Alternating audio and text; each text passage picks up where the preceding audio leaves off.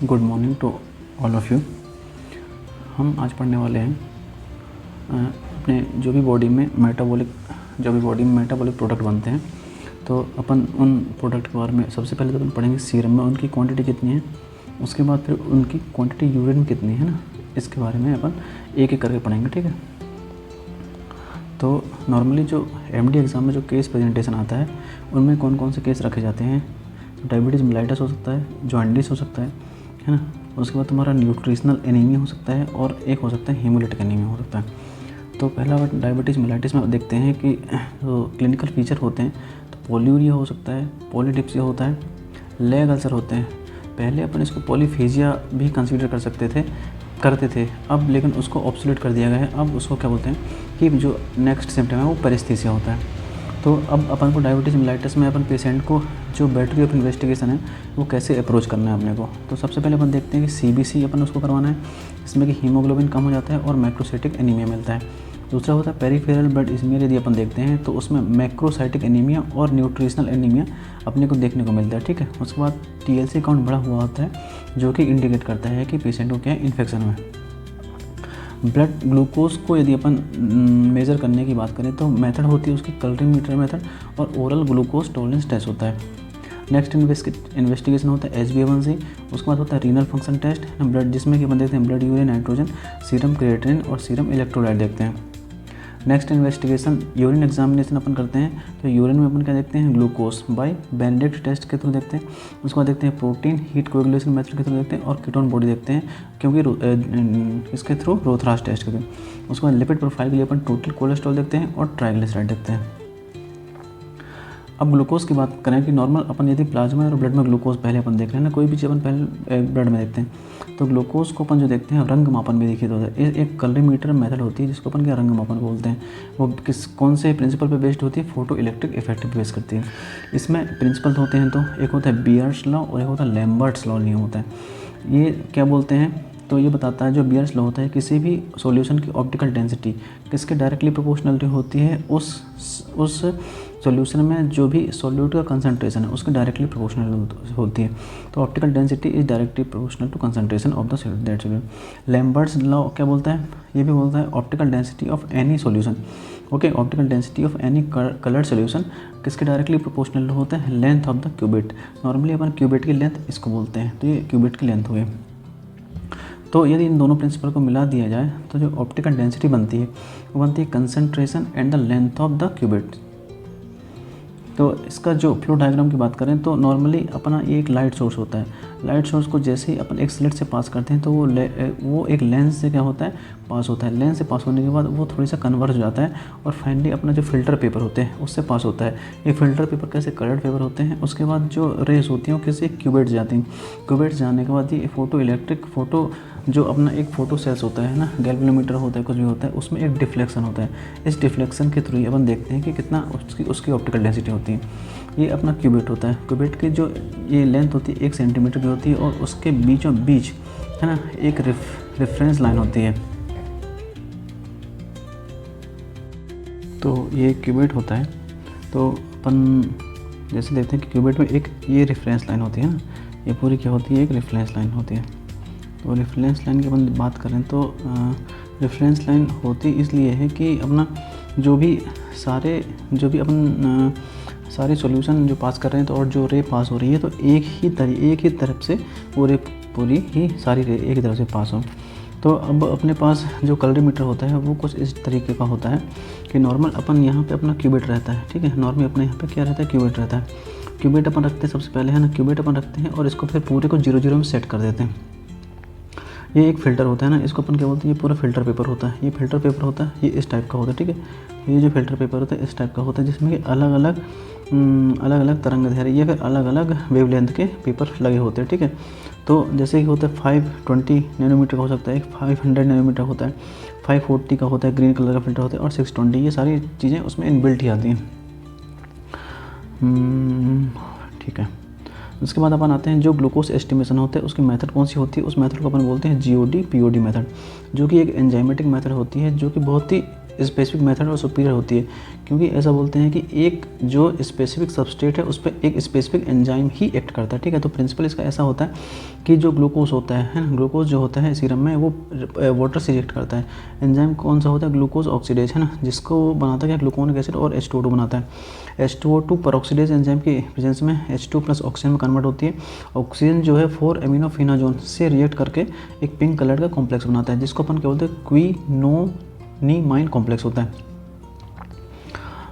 तो pink colour जितना ज़्यादा होता है उतना सीरम ज़्यादा, उसमें उतना ज़्यादा सीरम ग्लूकोज होता है। अब प्रोसीजर की बात करें तो प्रोसीजर ये होता है अपना कि अपन सबसे पहले तो ये ध्यान रख लें कि अपन पहले समझ लें कि एक ब्लैंक होता है, एक स्टैंडर्ड होता है और एक टेस्ट होता है। तो अपन 3 टेस्ट ट्यूब लेते हैं, ठीक है। अपन ने 1 टेस्ट ट्यूब ली, 2 टेस्ट ट्यूब ली और 3 टेस्ट ट्यूब ली, और एक अपने पास कीबोर्ड है, मतलब कुल मिला के 4 चीज़ें हैं अपने पास। तो सबसे पहले अपन ग्लूकोज वर्किंग रिएजेंट होता है अपने पास। क्या होता है, ग्लूकोज एक रिएजेंट होता है। तो सब में अपन ने 1000 माइक्रोलीटर भर दिया, ठीक है। उसके बाद अपन डिस्टिल वाटर किस में डालना है, ब्लैंक में। अपन इसको ब्लैंक मान के चल रहे हैं। तो अपना ये डिस्टिल वाटर भर दिया, इसमें 10 माइक्रोलीटर के भर दिया अपन ने, डिस्टिल वाटर 10 माइक्रोलीटर भर दिया। उसके बाद स्टैंडर्ड होता है। स्टैंडर्ड में अपन ने स्टैंडर्ड में अपन को क्या बोलना है, ग्लूकोज स्टैंडर्ड कंसंट्रेशन, जिसकी कंसंट्रेशन अपन को नोन है ना, उसको अपन का स्टैंडर्ड बोलते हैं। 10 माइक्रोलीटर अपन ने दूसरी टेस्ट ट्यूब में रख दिया। तीसरा तुम्हारा अपन पेशेंट का प्लाज्मा होता है, जो कि कैसा फ्लोरिडेट होता है। उसमें अपन क्या फ्लोरीन में भर के ही पेशेंट का प्लाज्मा लेते हैं, क्योंकि नॉर्मली जो है फ्लोरीन जो है ग्लाइकोलिसिस को प्रिवेंट करती है, ठीक है। 100 उसमें भी अपन का 10 माइक्रोलीटर लेते हैं। अब सबसे पहले अपन क्या करते हैं कि ब्लैंक को अपन किस में भरते हैं, है ना, जो अपने पास क्यूबेट है, और क्यूबेट को अपन फिट कर देते हैं यहाँ पे। उसके बाद अपन क्या करते हैं कि इसमें अपन 0 सेट कर देते हैं, ठीक है। इसमें क्यूबेट को 0 सेट किया। उसके बाद अपन ने क्यूबेट को निकाला, है ना, क्यूबेट को निकाला और वापस से 0 सेट करके अपन ने जो ब्लैक लिया था उसको अपन वापस से उसी टेस्ट ट्यूब में डाला। और फिर सेकंड प्रोसीजर क्या करते हैं अपन, सेकंड प्रोसीजर अपन ये करते हैं कि जो अपने पास स्टैंडर्ड है ना, स्टैंडर्ड को फिर डाला अपन ने उसमें क्यूबेट में, फिर उसको चेक किया और फिर उसके बाद टेस्ट को डाला और सबकी अपने ऑप्टिकल डेंसिटी चेक कर ली, ठीक है। तो इसमें अपन ऐसा बोलते हैं कि mixed well all the tube, सारी ट्यूब को अच्छे से मिक्स करना है। इंक्यूबेट करना 37 डिग्री टेम्परेचर पर, कितने मिनट के लिए, 10 मिनट के लिए अपन टेम्परेचर करते हैं, ठीक है। और नॉर्मली क्या रूम टेम्परेचर में जो अपन 25 प्लस और प्लस 5 डिग्री प्लस माइनस कर सकते हैं, क्योंकि रूम का टेम्परेचर कभी ज़्यादा हो सकता है, कभी कम हो सकता है, ठीक है। ओके, तो अपन को एक ब्लैंक की रीडिंग आती है ना, ब्लैंक की रीडिंग आती है जो कि 0 से, उसके बाद टेस्ट की ऑप्टिकल डेंसिटी आती है, दूसरा अपन को स्टैंडर्ड की ऑप्टिकल डेंसिटी आती है। तो कैलकुलेशन कैसे करते हैं अपन कि जो भी अपनी ऑप्टिकल डेंसिटी आई है टेस्ट की, ठीक है, उसको ऊपर रखते हैं और नीचे रखते हैं अपन जो भी स्टैंडर्ड की ऑप्टिकल डेंसिटी आई है, उसे मल्टीप्लाई किससे करना है, कंसंट्रेशन ऑफ जो भी स्टैंडर्ड है, जो कि अपने को नॉर्मली ग्लूकोज के लिए 100 मिलीग्राम पर डेसीलीटर होती है, ठीक है। तो नॉर्मली यदि 0.6 अपन 0.26 इंटू 100 टू 2 इस हिसाब से तुम्हारा कितनी आएगी, 234 है ना, 230। तो अब नॉर्मल वैल्यू कितनी होती है ग्लूकोज की, फास्टिंग में 70 टू 110 मिलीग्राम पर डेसीलीटर होती है। उसके बाद तुम्हारा रैंडम तुम्हारा अप टू 140 और पोस्ट मेंटल 150 मिलीग्राम होती है। तो किट इसमें ऐसा बोलते हैं किट की लिनियरिटी नॉर्मल 500 मिलीग्राम पर डेसीलीटर तक होती है। इसका मतलब ये है कि यदि 500 मिलीग्राम पर डेसीलीटर तक ब्लड में शुगर है तो ही अपन उसको नाप सकते हैं। लेकिन यदि ज़्यादा शुगर हुई तो फिर अपन कैसे करेंगे, तो नॉर्मली उसको क्या बोलते हैं, डाइल्यूशन किया। तो यदि 50 है मान के चल रहे हैं, ठीक, उसके लिए अपन ने 250 करा, मतलब फाइनल कितना हो गया 300 ना, 250 प्लस 50 कितना, फाइनल 300 हुआ। तो स्टार्टिंग थी 50, अब हो गई 300, तो नॉर्मल 1:6 करे सो अपन ने इसको इतना डाइल्यूट किया। तो जो अपनी फाइनल वैल्यू जितनी मान लो 250 आई, तो उससे अपन ने 6 का मल्टीप्लाई करा। जैसे ही 6 का मल्टीप्लाई किया तो 1500 मिलीग्राम पर डेसीलीटर उसके तक अपन उसको नाप सकते हैं, ठीक है। ठीक है, ये पूरा फॉर्मूला, ये optical density of test, optical density of concentration, इसमें ज़्यादा नहीं था। अब आते हैं अपन ने नॉर्मली अब ब्लड में अपन ने क्या देख लिया, शुगर। अब यूरिन में शुगर की बात करते हैं, शुगर एग्जामिनेशन कैसे करते हैं, तो इंडिकेशन क्या होता है शुगर। तो यदि कोई अनसस्पेक्टेड डायबिटीज मेलाइटिस या फिर तुम्हारा फॉलोअप केस है ना डायबिटीज मेलाइटिस के लिए, जो कि नॉन है, प्रेजेंस ऑफ तुम्हारा डिटेक्टेबल अमाउंट ऑफ ग्लूकोज, है ना, नॉन है। जब यदि किसी पेशेंट को ग्लाइकोसूरिया हो रही है, तो ग्लाइकोसूरिया होते क्योंकि यदि फिल्टर लोड ऑफ ग्लूकोज तुम्हारा यदि कैपेसिटी ऑफ रीनल ट्यूबल की जो एब्जॉर्प्शन कैपेसिटी यदि उससे ज़्यादा हो गया, है ना, यदि फिल्टर लोड ज़्यादा हो गया तो मोस्ट कॉमन कॉज तुम्हारा क्या होता है, इसका डायबिटीज मेलाइटिस हो सकता है। तो अपन urine glucose normally tested within, जैसे ही अपन ने सैंपल लिया उसके 2 घंटे के अंदर ही अपन को टेस्ट कर लेना चाहिए, ठीक है। क्यों, क्योंकि नॉर्मली उसमें क्या होता है, ग्लूकोज कम हो जाती है, क्योंकि अपन को पता है कि उसमें ग्लाइकोलिसिस की एक प्रोसेस हो जाती है, ठीक है। क्यों होती है, क्योंकि कंटामिनेट जो बैक्टीरिया होते हैं वो ग्लाइकोलिसिस के प्रोसेस के थ्रू ग्लूकोज को कम कर देते हैं। तो नॉर्मली अपन यदि घर में कोई चीज़ को मॉनिटर करें, ग्लूकोज को मॉनिटर कर रहे हैं, तो ग्लूकोमीटर, है ना, फ्रॉम ब्लड में रिएजेंट स्टेप से ज़्यादा बेटर होता है, ठीक है। अब आते हैं नॉर्मली कि यदि अपने किसी पेशेंट की ग्लूकोज को मॉनिटरिंग करनी है ना, तो कंट्रोल ऑफ डायबिटीज़ के लिए यूरिन ग्लूकोज अपन ज़्यादा अच्छे से नहीं कर सकते, ठीक है। क्यों? क्योंकि हर पेशेंट का रीनल थ्रेशोल्ड वेरिएबल करता है, ठीक है। तो यदि वेरिएबल करता है मतलब किसी का रीनल थ्रेशोल्ड कम भी हो सकता है, किसी का पेशेंट का रीनल थ्रेशोल्ड ज़्यादा होता है।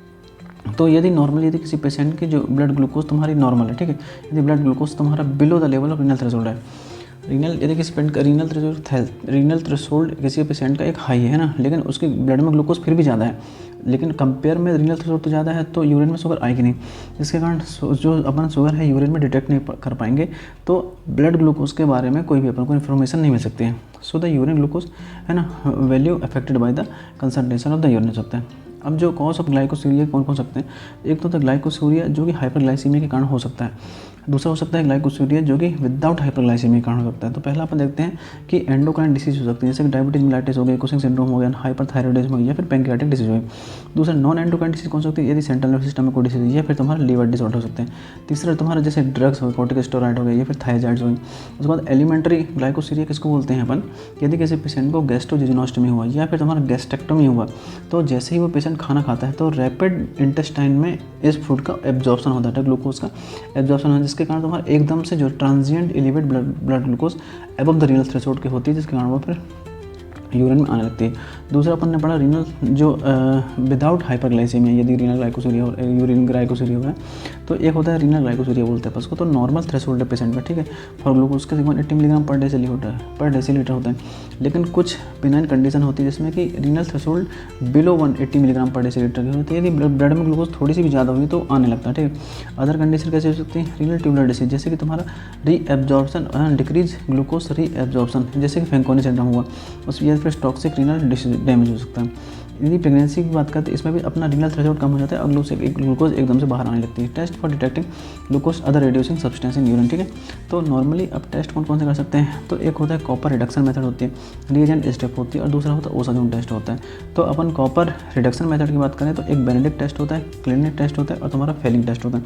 तो बेनेडिक्ट टेस्ट का प्रिंसिपल ये होता है कि जो यूरिन तुम्हारी होती है ना, नॉर्मली क्या करती है, जो यूरिन तुम्हारी जो होती है बेनेडिक्ट्स क्वालिटेटिव सॉल्यूशन बनाते हैं अपन। तो इसमें होता क्या है कि ब्लू तुम्हारा क्या होता है, blue alkaline copper sulphate solution होता है, जो कि किसमें रेड में कन्वर्ट होता है। अब ये कन्वर्ट कैसे होता है कि इसका रिडक्शन होता है क्योंकि इसमें रिड्यूसिंग एजेंट प्रेजेंट होता है। तो जितना रिडक्शन डिपेंड करेगा उस ग्लूकोज का, डिपेंड करेगा कि उसमें कितना रिड्यूसिंग एजेंट है, ठीक है।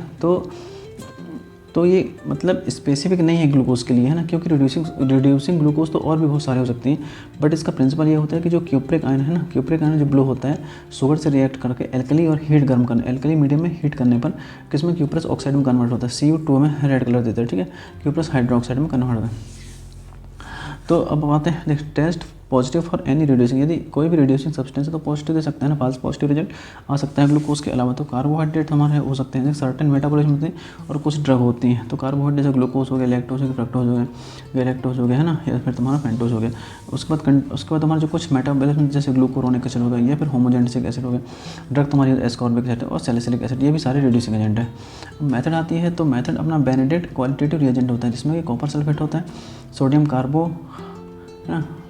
कार्बोनेट होता है, उसका सोडियम सिट्रेट होता है और डिस्टिल वाटर होता है। तो इनकी क्वांटिटी इतनी होती है। उसके बाद आते हैं तो अपन इसकी प्रोसेस कैसे करते हैं, तो नॉर्मली अपन ने क्या 5 ml ऑफ बेनेडिक्ट सोल्यूशन है, इसमें नॉर्मली ये कर देते हैं कि यूरिन लेते हैं 5 ml, लेकिन बेनेडिक्ट में अपन क्या 5 ml अपन क्या बेनेडिक्ट लेते हैं। तो बेनेडिक्ट लेके ना 5 ml टेस्ट ट्यूब में और उसको गर्म किया ना कुछ मिनट तक लिए, 1 मिनट के लिए गर्म किया। उसके बाद अपन ने 0.5 ml या फिर 8 ड्रॉप, है ना, नॉर्मली ऐसा बोलते हैं कि 8 ड्रॉप ही लेना चाहिए, कुछ टीचर ऐसे होते हैं कि 8 ड्रॉप लो, लेकिन अपन 0.5 ml भी ले सकते हैं, लेकिन 8 ड्रॉप ही चाहिए रहती है, तो 8 ड्रॉप ही दे दो अपन, है। तो अपन क्या करते हैं, 8 ड्रॉप ऑफ यूरिन करते हैं, उसको अपन मिक्स वेल करते हैं और वापस से फिर से उसको गर्म करते हैं, ठीक है। कितने मिनट के लिए, 2 मिनट के लिए गर्म करते हैं और फिर उसको कूल होने देते हैं, रूम टेम्परेचर पर उसको ठंडा होने देते हैं। और अपन जो भी कलर चेंज आते हैं उसमें देखते हैं। तो कलर चेंज की बात करें तो यदि ग्रीन कलर ही रहता है ना, क्योंकि नॉर्मली बेनेडिक्ट का जो कलर होता है, बेनेडिक्ट जो अपना रिएजेंट है उसका कलर कैसा होता है, ग्रीन होता है। तो केवल ग्रीन कलर ही आ रहा है, कोई प्रेसिपिटेट नहीं हो रहा है, मतलब वो ट्रेस अमाउंट में, ठीक है। लेकिन यदि ग्रीन के साथ कुछ प्रेसिपिटेट आ रहा है, मतलब उसमें +1 होगा, ये फिर 0.5 ग्राम पर डेसीलीटर ग्लूकोज है। उसका ब्राउन यदि प्रेसिपिटेट आया तो मतलब 2+ उसको बोलते हैं 1 ग्राम ग्लूकोज है ना, ये ब्राउन येलो में आया, येलो या ऑरेंज कलर आया तो प्रेसिपिटेट तो 3+ बोलते हैं, या फिर 1.5 ग्राम है, 1.5 पर डेसिलीटर। यदि ब्रिक रेड आया तो प्रेसिपिटेट तो 4+ बोलते हैं, 2 ग्राम से ज़्यादा है। तो इसको याद रखना है, trace green brown yellow brick, ठीक है। ओके, दूसरा होता है अपना क्लीन टेस्ट, ट्यूब टेस्ट होता है, इसमें कि मॉडिफाइड एंड बेनेडिक्ट टेस्ट होता है। इसमें रिएजेंट इस तुम्हारा ट्यूबलेट टैब जो रिएजेंट होता है इसमें टैबलेट फॉर्म होता है। इसकी सेंसिटिविटी तुम्हारे 200 मिलीग्राम पर डेसीलीटर ऑफ ग्लूकोज तक के लिए होती है। अब रिएजेंट स्ट्रिप टेस्ट तुम्हारा जो होता है ये तुम्हारा स्पेसिफिक फॉर ग्लूकोज के लिए होता है ना, बेस्ड ऑन, इसमें तुम्हारा नॉर्मली क्या ग्लूकोज पेरोक्साइडेज रिएक्शन होती है। तो रिएजेंट एरिया जो होता है ना स्टेप में जो होता है वो एक इम्प्रेग्नेटेड रहता है, कैसे, एक एंजाइम होता है और एक क्रोमोजोम होता है। तो एंजाइम में कौन कौन से होते हैं, एक तो ग्लूकोज ऑक्सीडेज होता है और एक तुम्हारा ग्लूकोज पेरोक्साइड होता है। तो मेथड वही होती है कि ग्लूकोज तुम्हारा ऑक्सीजन से रिएक्ट करके क्या बनाता है, ग्लूकोनिक एसिड बनाता है H2 तो क्रोमोजोम से रिएक्ट करके ऑक्सीडाइजन क्रोमोजोम बनाता है और H2 बनाता है। मेथड इसमें क्या होती है कि अपन जो है जो भी स्ट्रिप है उसको अपन डिप करते हैं यूरिन में, अपन जो भी कलर एब्जॉर्ब करते हैं। तो ये ऐसा बोलते हैं कि ये जो बेनेडिक्ट सोल्यूशन अपन ने किया इससे ज़्यादा सेंसिटिव होता है, बिकॉज ओनली फॉर केवल ग्लूकोज के लिए होती है, ठीक है। सेंसिटिविटी 100 मिलीग्राम पर डेसीलीटर तक भी वो पकड़ सकती है, ठीक। फास्ट पॉजिटिव फास्ट नेगेटिव तो हो सकते हैं। तो पॉजिटिव फॉर ऑक्सीडाइजिंग एजेंट के लिए होते हैं, जैसे कि तुम्हारा जैसे कि ब्लीच हो गया या हाइपोक्लोराइट हो गया, ठीक है। फास्ट नेगेटिव तुम्हारा लार्ज अमाउंट हो, यदि तुम्हारा इसमें कीटोन बहुत सारा हो गया, सैलिसिलेट हो गया या फिर एस्कॉर्बिक एसिड या फिर ई कोलाई, इसके लिए तुम्हारा फास्ट नेगेटिव भी अपना आ सकता है, ठीक है। अब कॉम्प्लिकेशन ऑफ डायबिटीज मेलाइटिस में होता क्या है कि जो तुम्हारा कीटोन बॉडी होती है ना, ये तुम्हारे कॉम्प्लिकेशन, मतलब ये यूरिन से कीटोन बॉडी आती है तो कॉम्प्लिकेशन है डायबिटीज मेलाइटिस का हो गया। तो उसको अपन बोलते हैं कि कीटोनूरिया। तो होते कौन कौन से है कीटोन बॉडी, एसिटोएसिटेट होता है ना, बीटा हाइड्रोक्सीब्यूटेरेट होता है और तुम्हारा एक एसीटोन होता है। तो अपन जो एनर्जी, यदि अपन को जो भी एनर्जी रिक्वायरमेंट होती है, ठीक है, यदि तुम्हारा ग्लूकोज के मेटाबॉलिज्म से नहीं हो रही है, क्योंकि जैसे पेशेंट तुम्हारा डायबिटीज होगा उन पेशेंट में तुम्हारा नॉर्मली ग्लूकोज एनर्जी नहीं मिल पाती क्योंकि ग्लूकोज का मेटाबॉलिज्म हो नहीं रहा, तो तुम्हारा क्या फैट का मेटाबॉलिज्म मतलब फैट लाइपोलिसिस होता है, जिसके कारण फ्री फैटी एसिड बढ़ जाते हैं प्लाज्मा में और तुम्हारा degradation of free fatty acid liver में होता है। तो फॉर्मेशन ऑफ क्या होता है, एसिटाइल कोएंजाइम ए बनता है। जब एसिटाइल कोएंजाइम ए तो 3 प्रोडक्ट बनाता है, एक तुम्हारा एसिटोएसिटेट बनाता है, दूसरा तुम्हारा बीटा हाइड्रोक्सीब्यूटेरेट और तीसरा होता है एसिटोएसिटेट होता है एसिटेट। ये सारी चीज़ें मिलके अपन ये पूरा फॉर्म क्या करते हैं, कीटोन बॉडी ही बोलते हैं। कीटोन बॉडी तुम्हारी क्या स्ट्रॉन्ग एसिड होती है जो कि क्या हाइड्रोजन आयन को निकालती हैं। हाइड्रोजन आयन किसके थ्रू न्यूट्रलाइज होता है, बाइकार्बोनेट के थ्रू, जिसके कारण यदि बाइकार्बोनेट ही खत्म हो गया जिसके कारण अपना क्या होता है एसिड पूरी बॉडी में अपना क्या मेटाबॉलिक एसिडोसिस हो जाती है। कॉज तुम्हारा क्या हो सकते हैं, तो कॉज तुम्हारा यदि यूटिलाइजेशन ऑफ कार्बोहाइड्रेट कम हुआ, जैसे पेशेंट डायबिटीज मेलाइटिस या फिर तुम्हारा कीटोएसिडोसिस हो गया, उसको ग्लाइकोजन स्टोरेज डिसीज जैसे कि वॉन ग्रेग डिसीज हो गई। उसके बाद तुम्हारा यदि अवेलेबिलिटी ऑफ कार्बोहाइड्रेट की कम है, जैसे स्टारवेशन हो गया है, या परसिस्टेंट बच्चे को तुम्हारा वॉमिटिंग या फिर कुछ भी हो रहा है या फिर वेट रिडक्शन हो रहा है। यदि मेटाबॉलिज्म तुम्हारा बढ़ गया है ना, यदि नीड बढ़ गई है, जैसे कि तुम्हारे बच्चों में हो गया फीवर के समय, या फिर तुम्हारा सीवियर थायरोटॉक्सिक है, प्रेगनेंसी हुई, या फिर प्रोटीन कैटाबॉलिज्म है, कैलोरी माल न्यूट्रिशन हो गया। तो इंडिकेशन तुम्हारा डायबिटीज मेलाइटिस और जेस्टेशनल डायबिटीज मेलाइटिस होता है। मेथड अपन कौन सा, रोथरास टेस्ट करते हैं, दूसरा तुम्हारा एसिटेट टैबलेट टेस्ट कर सकते हैं, फेरिक क्लोराइड टेस्ट कर सकते हैं, तुम्हारा रिएजेंट स्ट्रिप टेस्ट कर सकते हैं। तो जो प्रिंसिपल होता है, तो जो एसिटोएसिटिक और तुम्हारा एसीटोन होता है, ये रिएक्ट करता है किसी नाइट्रोप्रोसाइड से इन एल्कलाइन सोल्यूशन में और एक पर्पल कलर का कंपाउंड बनाता है, ठीक है। सेंसिटिविटी इसकी अच्छी होती है, 1 से 5 मिलीग्राम पर डेसीलीटर तक अपन को जो है कीटोन बॉडी डिटेक्ट कर सकते हैं, ठीक है। और 10 से एसिटिक एसिड वाली जो रहती है, जबकि 10 से 25 मिलीग्राम पर डेसीलीटर एसीटोन वाले को डिटेक्ट कर लेता है। उसके बाद अपन आते हैं कि नॉर्मली इसमें जो एसिटोएसिटेट होता है सोडियम नाइट्रोप्रोसाइड से रिएक्ट करता है किसमें, एल्कलाइन पीएच में, और पर्पल कलर का सोल्यूशन बनाता है। दूसरा होता है एसीटोन की बात करें तो सोडियम नाइट्रोप्रोसाइड से रिएक्ट करता है, ग्लाइसिन इसके लिए लगता है रिएजेंट स्ट्रिप में, है ना, तो पर्पल कलर का कंपाउंड होता है। अब मेथड की बात करें तो इसमें मेथड क्या होती है कि अपन 5 ml यूरिन लेते हैं, है ना, टेस्ट ट्यूब लेते हैं, 5 ml यूरिन लेते हैं और एक अपने पास रहता है, एक है ना पाउडर फॉर्म में सैचुरेटेड विद तुम्हारा अमोनियम सल्फेट। तो अमोनियम सल्फेट को डालते रहते हैं जब तक कि वो नीचे प्रेसिपिटेट दिखना चालू नहीं हो जाए। उसके बाद अपन क्या करते हैं, small crystal of sodium nitroprusside का ऐड करते हैं, ठीक है, अच्छे से मिक्स करते हैं और साइड से ही अपन क्या डालते हैं, लिक्विड अमोनिया डालते हैं। जैसे अपन साइड से लिक्विड अमोनिया डाला है ना, साइड टेस्ट ट्यूब तुम्हारा फ्रॉम द लेयर्स, तो क्या करती है कि एक बाजू एक तुम्हारे ये पूरे जंक्शन के पास एक पर्पल कलर की रिंग अपने को दिखने लगती है, ठीक है। यदि दिखने लगती है मतलब पॉजिटिव टेस्ट है। तो एसिटोएसिटिक टैबलेट टेस्ट में होता कुछ नहीं है, रिएजेंट अपन इम्प्रेग्नेट कर देते हैं। तो रोथरास टेस्ट है ना in form of tablet test में, उसमें इसमें ज़्यादा कुछ ऐसे पढ़ने की ज़रूरत नहीं है। ओके, तो अपना अभी तक फर्स्ट पार्ट में ही पढ़ना है।